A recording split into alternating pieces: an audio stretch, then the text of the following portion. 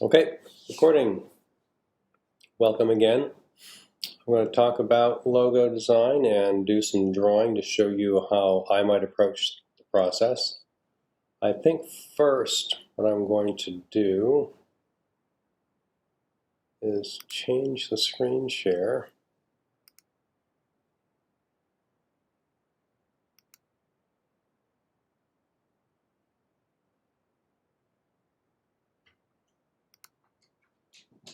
To this document. Okay.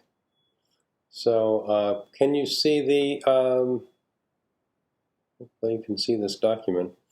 So here is the logo design document, and really one of the things I want you to know, maybe one of the more important things, you're going to do 5 drawings. I want you to resolve them as drawings and shade, do the inking so that they look like clear and good attempts at creating a logo. There is some information about some of the terminology. I don't worry too much about being exact in terms of what my language is. I'll just talk about logos, which is really a symbolic or stylized way of representing either a business, a product, something of that sort. So but according to the way some graphic designers will define it, a logotype is a logo centered on around a company name or initials, while a logo mark is centered around a symbolic image or icon. The Apple logo mark is very easy to recognize, the apple with a bite taken out of it. And if you look on their website, for the Apple website, you see there are several different. There's a more prominent typeface that they use, which is like maybe Helvetica. It's a sans serif typeface, but excuse me, for some of their products, you'll see just some different typefaces. So they don't really have the like the word mark or logo type. They have the logo mark. I'm not going to worry too much about that distinction when you are talking about it, but it's probably good to know. And it also is there is a difference if you're using the word apple in a stylized way or just an image of an apple. People know what an apple is, and so they really probably don't need the logo type. So I guess you're going to be doing possibly a combination of logo type and logo mark. Okay. If you're interested in reading this article right here, there's a live link in the document. This is in Blackboard. So if you click the link, it'll take you to that website. All right. So here are some examples. And this one, the P and T for Patricia Tiske, kind of hidden in there, but I do like this kind of modernist look to this design. This one, I don't know Japanese, so I can't tell. I wouldn't know if that's correct or not, but I would just assume that the person who made it would know. Okay, I don't think I would put the tagline here. I think I would discourage you from using that, especially not with the quotation marks. If you do have some like a tagline or a phrase associated, just make the statement. You don't need to use quotation marks. Quotation marks are when you're taking something from someone else, you're using somebody else's words exactly. That's when you use quotation marks. So I'm assuming that the "you decide, we design" comes from the architect. This one, I kind of like this partial R. Sometimes you just want an interesting use of one letter. Here, actually, although looking at this, it would be kind of nice if the R, looks like there's a P here in the negative space of the R. This could have been turned, a T could have been in here. I guess there's the TR. D. I think I would have brought the D over. Yeah, see, now I can see it. I can see it better with that TR, and then this, I would have done something, maybe a little baby D inside of that. And then here, this one, Nowitzki Graphics. I do like this use of the N that was just really just like a single line and then 3 circles. Using geometry can be helpful or just interesting, where you just using a simple geometric figure can just be a good way of creating image without interfering with your primary, with the primary image. Like in here, you're meant to see the N. Okay. I'm going to stop sharing that, and we're going to go back to the overhead.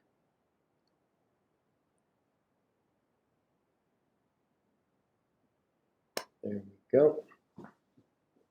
Okay. A little larger here. Okay. So I'm going to do one that is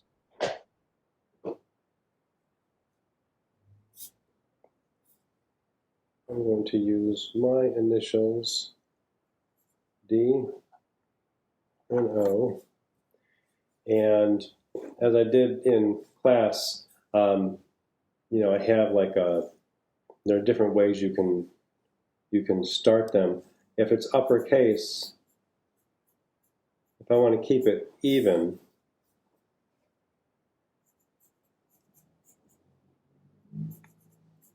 you can really just start both of them as rectangles. This allows me to sketch up, even though I'm sketching it out freehand, it allows me to keep it consistent.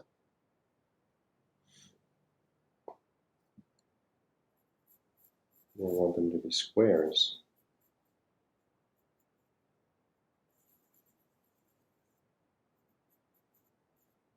And if you even like this, at this really small size, it's a lot easier to control the drawing of it. So that's actually not a bad. Okay. All right. So a lot of my fine art work is in printmaking.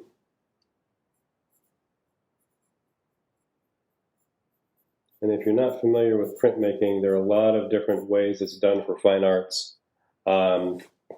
Etching.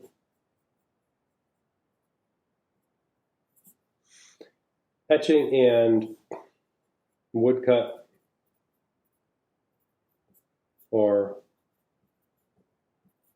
relief printmaking, which is when you print the raised surface of a block that's cut for the image. These are both very old methods of making images for reproduction. And I mean, woodcut has been around for thousands of years, really. Mostly used for sculpture, relief sculpture, but also it's been used for to print images onto paper or fabric for a long time. The Chinese did it first. They usually a lot of industrial processes the Chinese developed earlier than the Europeans. So printmaking. So if I'm a printmaker, etching, relief, but there's screen printing also. Showed you guys some screen printers in class on Thursday.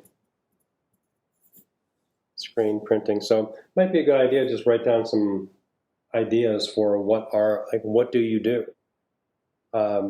This is going to be for fine art printmaking. And I know in the imagery for printmaking, a roller on a press is either for printing or for inking, that's a pretty common feature. So the O really seems like it wants to be. Let me try this. Nope, it's not going to fit. I want to get my O here. Oh, yeah, that's good.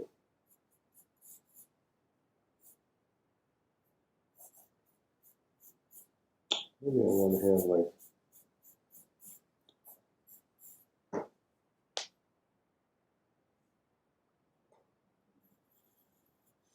my white one. I might find that my D doesn't really work very well with this. This needs to be bigger. So drawing these curves, I want to make bigger. I'm moving my entire arm. I'm not. If I just like plant my wrist and try to draw. Oh, there's Elliot.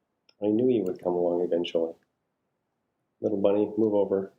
You can lie down right here. Lie down right here. Okay, good, yeah. So if I just plant my wrist and try drawing with my fingers and moving my wrist or rocking my hand, I can only make so big of a mark. So keeping my arm, raised, I'm touching the paper with my, like this knuckle here, so that I can keep the pressure consistent. All right. Bad curve. Well, I think I like that better.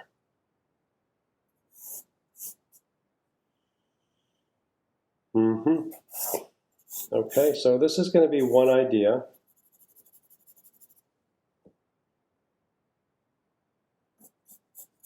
I want that circle of the side of the roller to be better. And the 5x5 it's a little arbitrary in terms of the size. I just don't want you to, I don't want you to make them too small, because it can be a little hard to, if they're too small, it can be a little hard to get detail. Okay.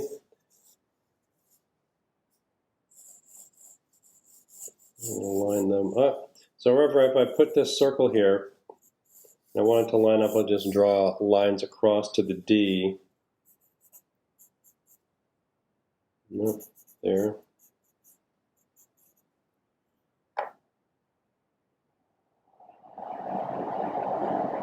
You're sitting on the eraser, I should, yes.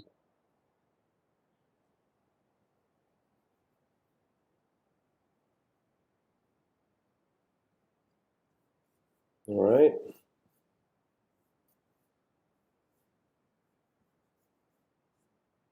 Good. Okay. Clean this up. So for me, looking at it, like sitting here, I'm looking at the paper at an angle. I can't see it as well. I mean, I've got the cameras here giving me an overhead view, so I can see this better.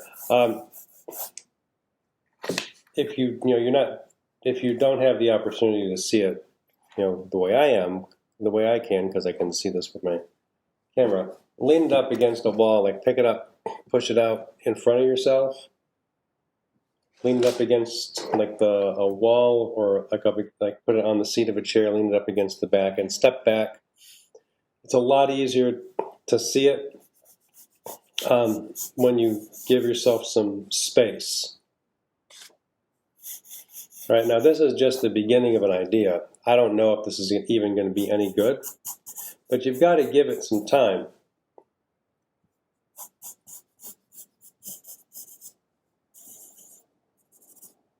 And work on it.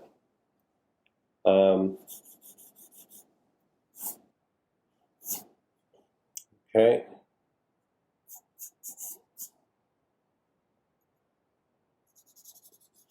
So if you're doing interior design, architecture, graphic design, illustration, animation. I think it's a good idea to, you can just like write down, what am I doing? What is my logo for? And then just some things that might, just some terms, objects that might have something to do with it. That's part of what the work is.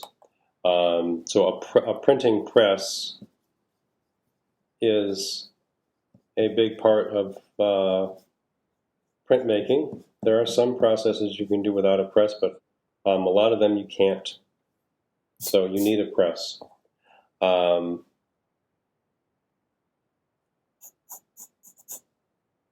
Better. Okay. All right.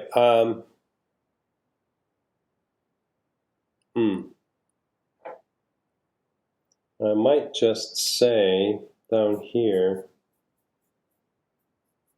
fine art, printmaking, and there I am. There's my logo. And maybe I'll crop this.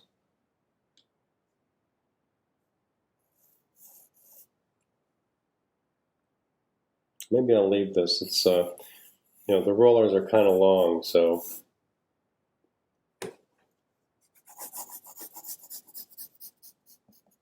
Okay, so one of the important things for me, if you're doing 5 of these, it's not, my idea is not that you'll work really hard on one of them and then on 4 of them, you'll just scribble something and not really take them seriously. I want you to try on all 5. If I feel like you've got a good idea, but it's not developed very well, I'll probably ask you to do that one. And since I'm your supervisor, really, in this, if you think about it like this is a job, then if I ask you to do one, then I'm really telling you to do it. I'm not really, it's not actually a request. I'm being polite.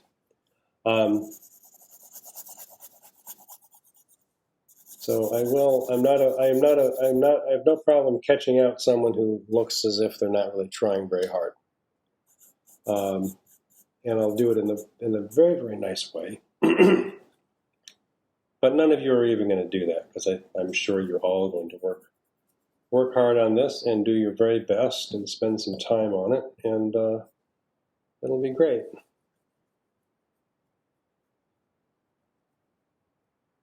Okay. That's a little better. These, I guess I got to think, I might want to have this, now that I see that.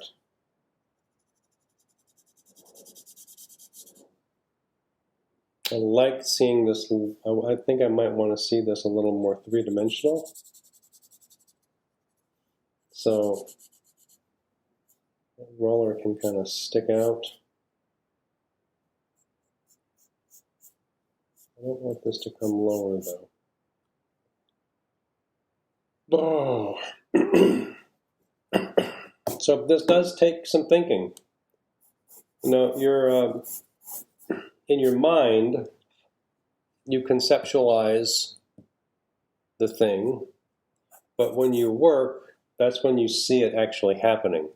So what you think of in your, the process of working is really where I get the finished idea.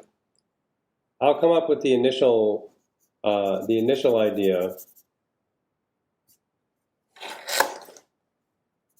and that's really just a place to start. It really doesn't work that you sit down and you think of something and it's fully developed in your mind, and then the process of designing it is just a matter of drawing. It's really difficult to envision details, and it's difficult to envision what that process of drawing is like. It takes time, and there's really no way around it. When you are when you're working, you get ideas. And that's going to change what you're doing. Okay, I'm going to sketch this in here about halfway.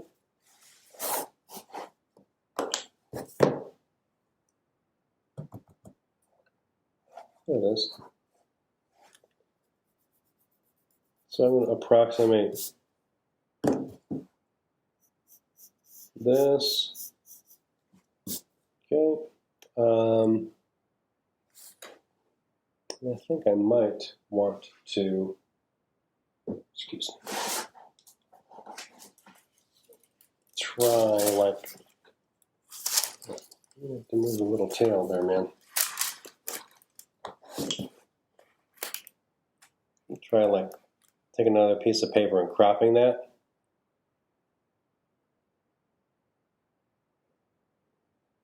Yeah, that's okay. I think that is, this is a decent idea. It's a good start. Gets me going. I'll see. I'm going to just finish this design. This one's good enough.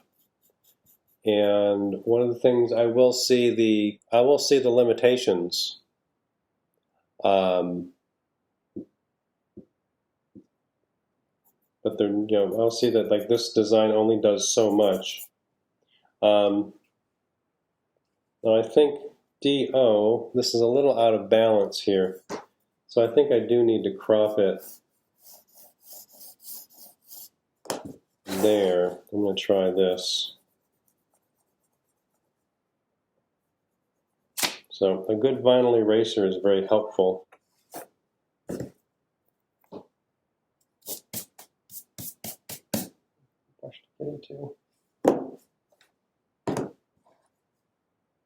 Uh-oh. Hey, oh shoot.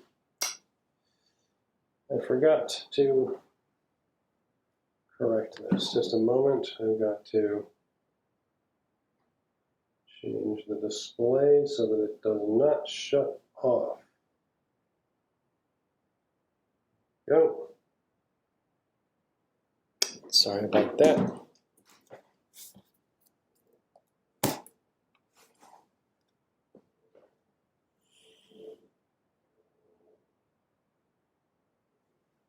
Okay. All right.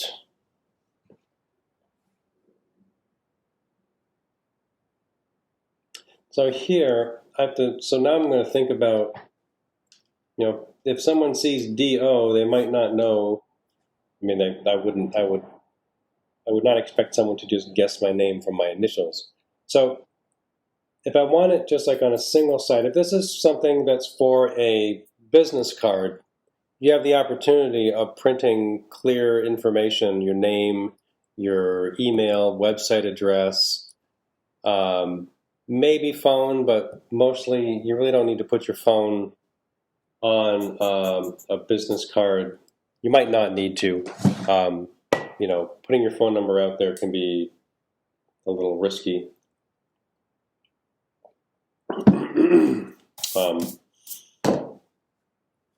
But sometimes you just need to have that.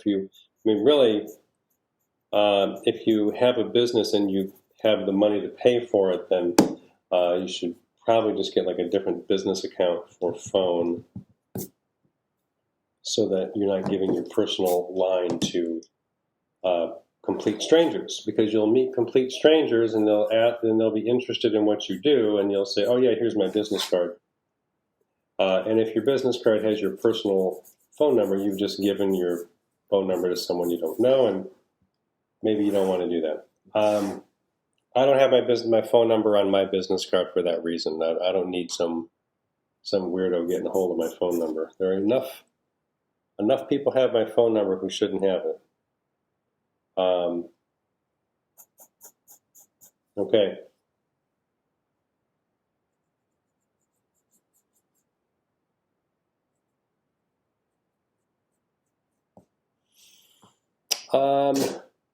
Good. So here I've got All right, so now I'm going to think about the case, upper or lower case. With the big capital letters here, I think I'm going to stick with capital letters. I might want it to be, if I just draw it out,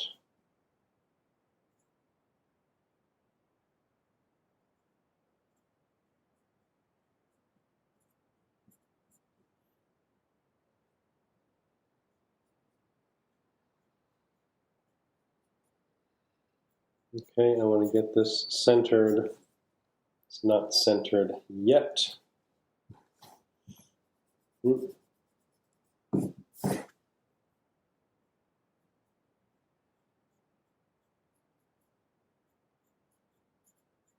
Fine art printmaking, that's better. Okay, so what I'm going to say for this assignment, you can start with a typed, like a Word, Microsoft Word typeface that coordinates with this image. I don't expect everyone's typography or drafting lettering is up there. And really, like if you're doing graphic design for something, you can, unless you're doing posters, like I showed you some of those poster designers, you're going to be choosing from a finished typeface. Now I want that a little bit larger. And that means I also want this to be a little smaller up here. I want to think about the size of this rectangle here and here. And let's see what I got. This may or may not be significant, but if this is about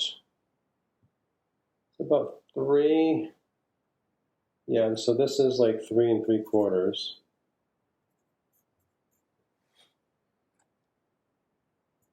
Inch there. That means I have a half. I want to make these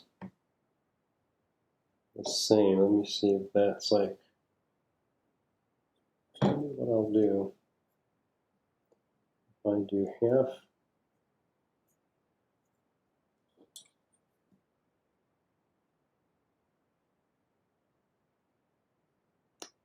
These.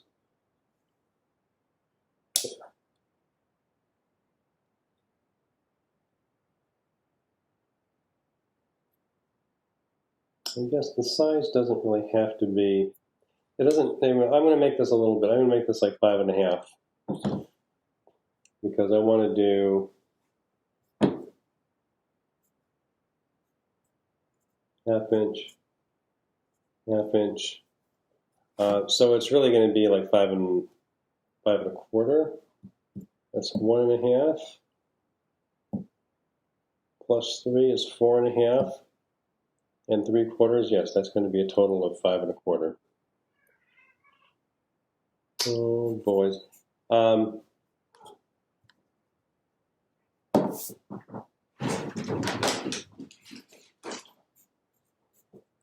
Okay.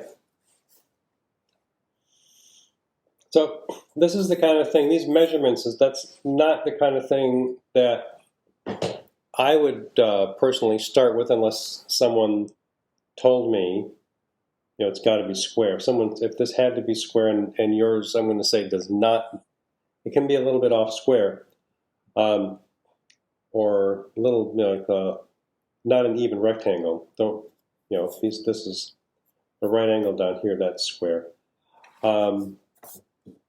But if we do this like there, what I'm doing is I'm trying to get the size of these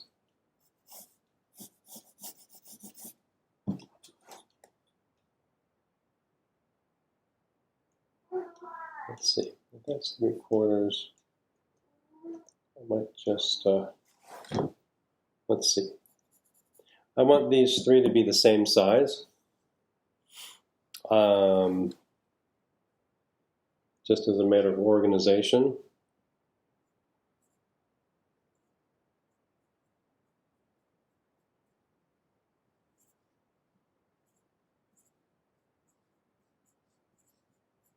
So close.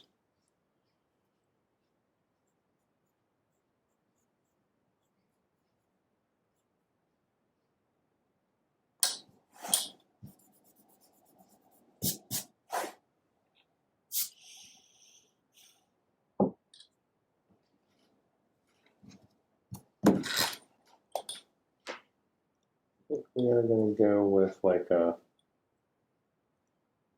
just 3/4.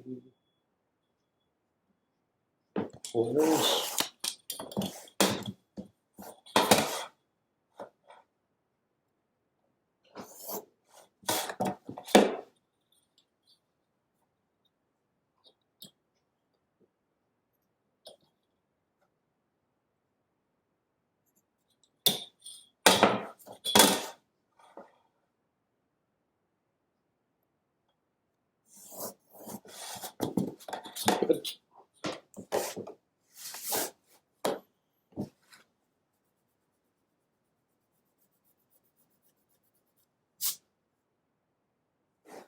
And we'll start to clean this up.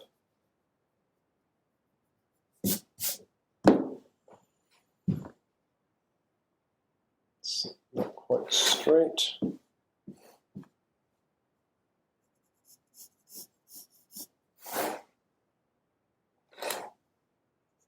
Okay. All right.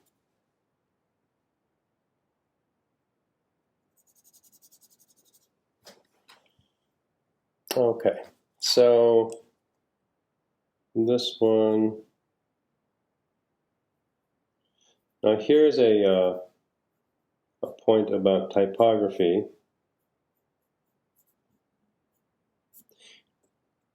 These are smooth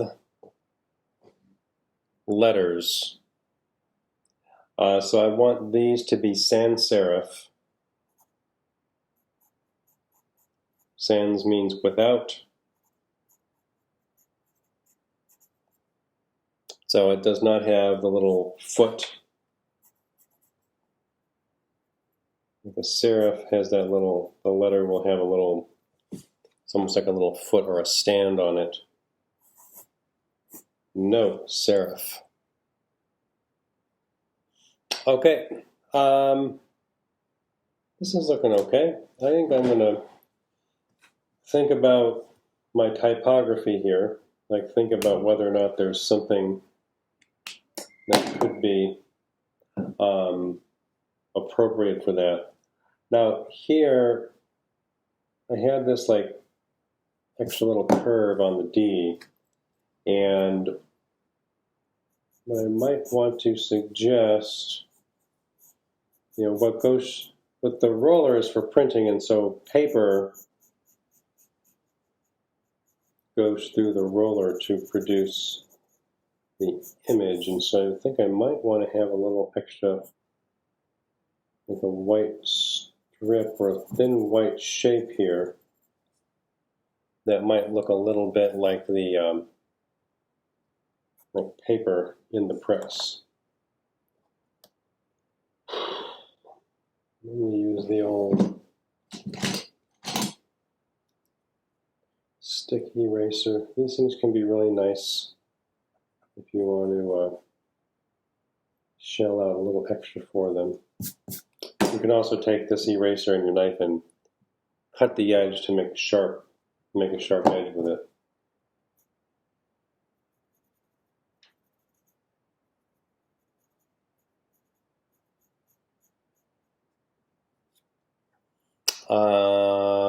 That's not bad. Just an extra little detail that I think I like.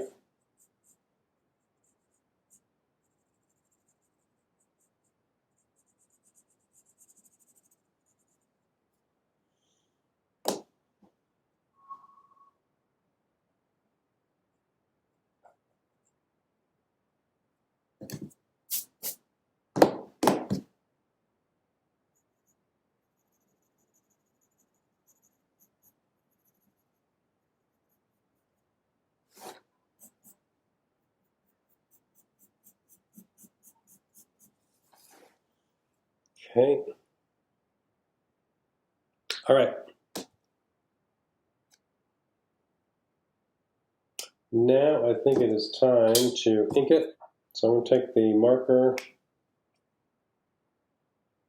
and very carefully, I'll start someplace easy out here.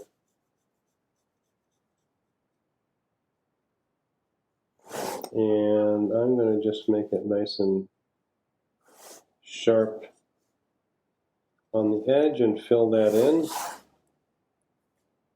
Good. Oh, that already looks better. Something nice about giving something a more finished look.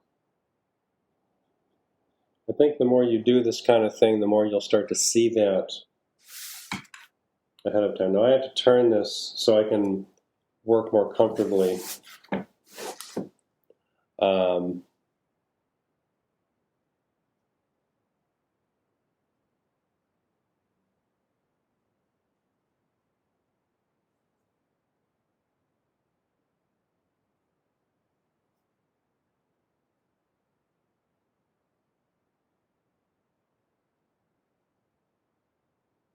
Careful here. I don't want to goof that up.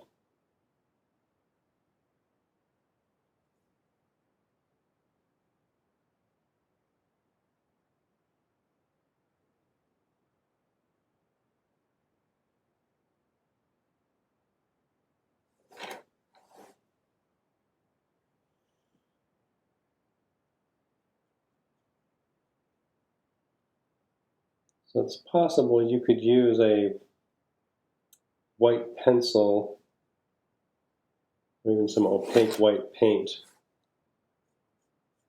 to clean up. Like if I end up accidentally like going over something that I want to stay white, the only thing I can do is to add white over the top of it. I can't remove the marker, but to get something to cover this black marker means that it's going to have to be very solid and opaque. I guess opaque means solid. So like certain kinds of paints are a little bit more opaque, but they would take multiple layers. Sometimes like a white colored pencil will do it.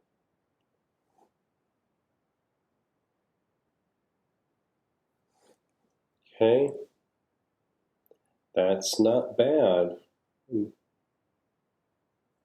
not entirely unhappy with this. Okay. All right. So this, I'm getting kind of wrapping this up. This is one idea, one possible solution to the problem of creating a logo for myself. Now, you're doing this for yourself as a part of an assignment, but if you were doing this in a professional setting, you would be doing it for somebody else. So, if that person wants you to keep coming up with different solutions, then you need to keep coming up with different solutions. So, you might feel like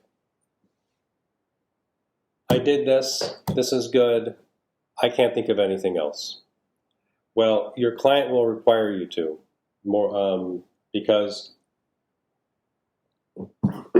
they want to see more than one thing. I would. If I were hiring somebody to do something, I want to see options because I'm hiring somebody because I can't do it myself. And so, that doesn't mean that I don't have ideas about what I want it to look like, but I need someone else to actually do the work because I either can't, I don't know how, or I don't have time.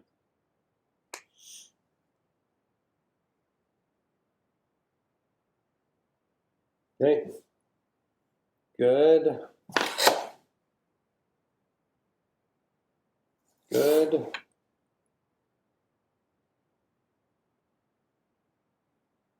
Good, yeah, I think so. Like this detail right here, this is where I think it'll be helpful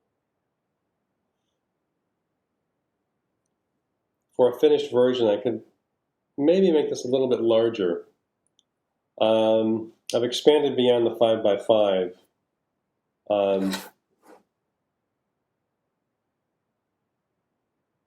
But this detail is a little hard to do right now. I think I'm also still figuring that out. So sometimes it just takes you time to figure things out. Right now, this typography here is I guess it's maybe more of a placeholder. Yeah. So if you're going to do this,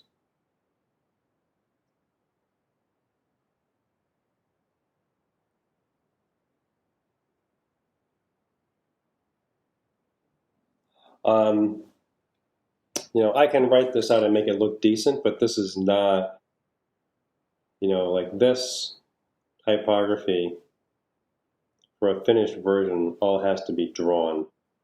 Or I can find a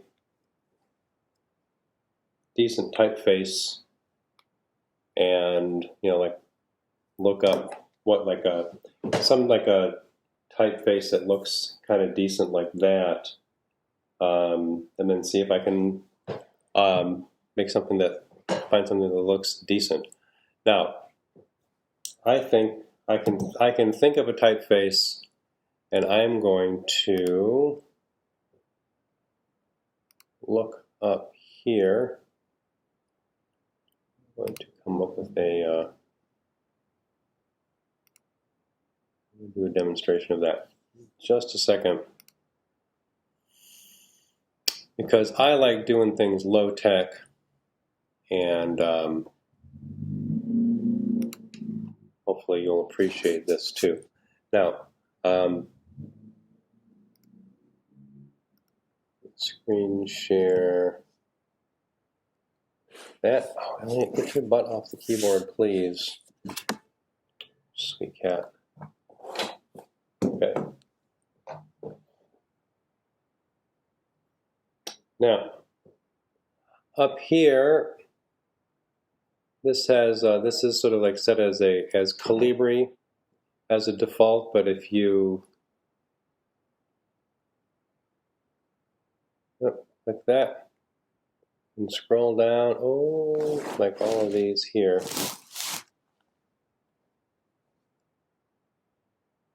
I want to see something like this, like the Century Gothic.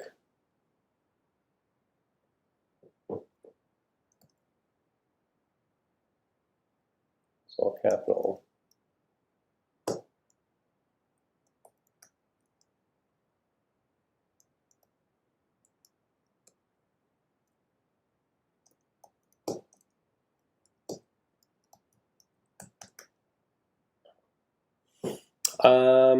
That's pretty decent. Now, if I want this to be bigger, I guess in some ways you're going to have to either talk about how to do this, like scanning an image or even taking a picture of the design with your phone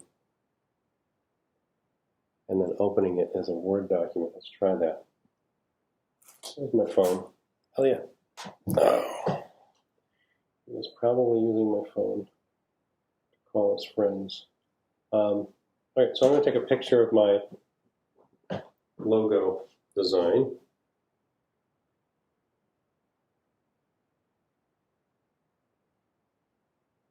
Click. All right. So you see there, I like the Century Gothic as a start. Now here, I'm going to open up this picture on my phone. I'm going to have to share something different. Sorry for all the moving around different shares, but it's actually going to help.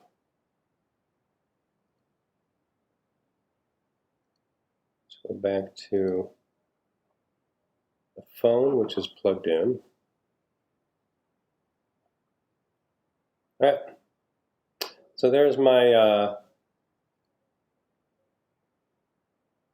right, so here's my logo. I just took a picture of this, and I'm going to edit, choose the rectangular, bring these guys in here. There.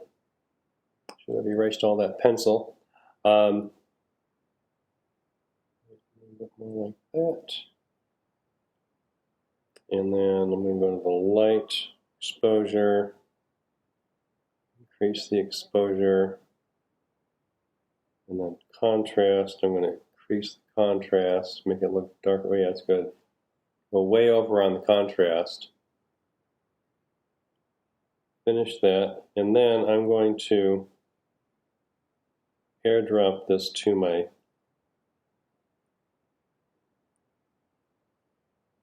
desktop computer so that I can open up the image and insert it to this document. Oh, come on, it shouldn't take you that long. Okay, so now I don't need to share that anymore. I need to share Microsoft Word again.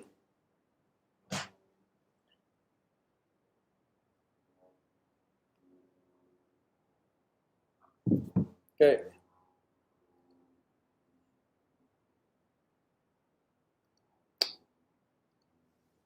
This picture.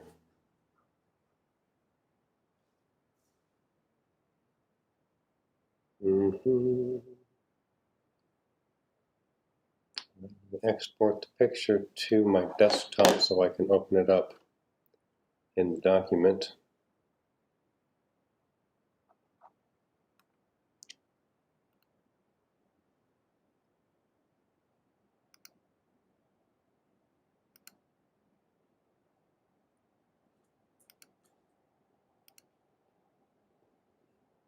Here, insert pictures from file. Ask me this, and I'll go to the desktop. It's this one right here.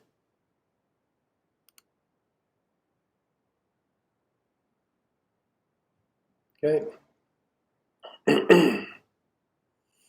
All right, so it's a little larger than I really want it.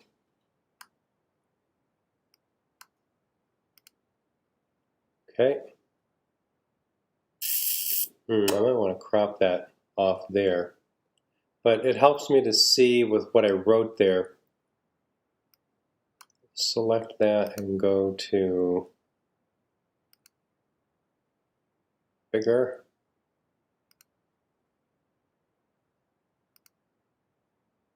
Better, that's better. That's a pretty good size. I can make this picture a little bit bigger.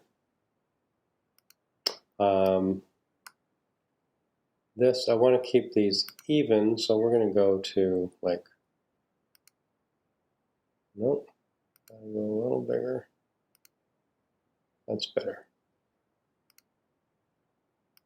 I'll just try to center that. Now, I can see I need to crop this off of here, so I'm going to go back to my picture. Crop this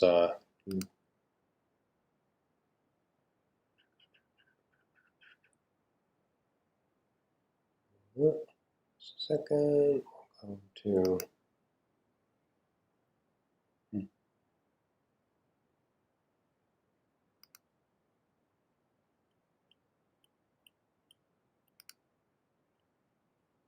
so this guy, I'm going to select that section there.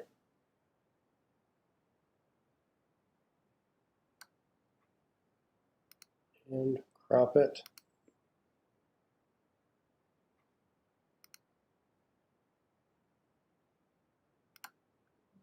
Export to desktop.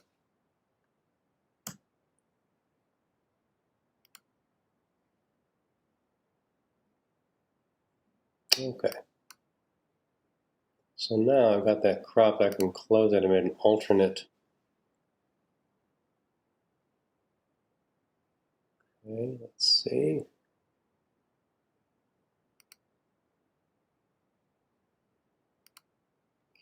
So let's make sure we're okay. Good. So we are still on Microsoft Word. Good.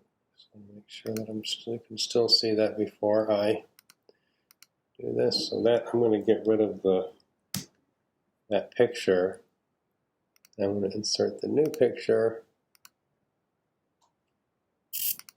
This one.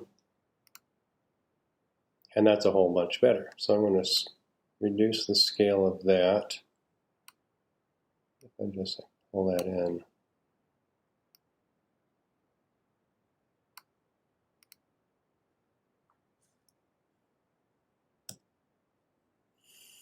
Okay. That's kind of cool. Bold. This bold face. Good. Oh, I like it. All of a sudden, it looks pretty good. There. One down. So it might seem like it takes you a little while to do it, and designing is tedious and time-consuming. So there you go. That is one way to do this. I'll put this up in Blackboard for you so you can see that. Also the video. All right.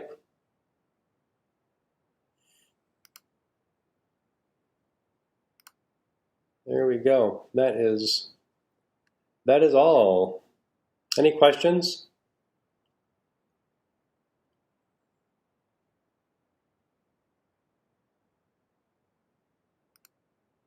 All right. Well, I'm going to stop the video.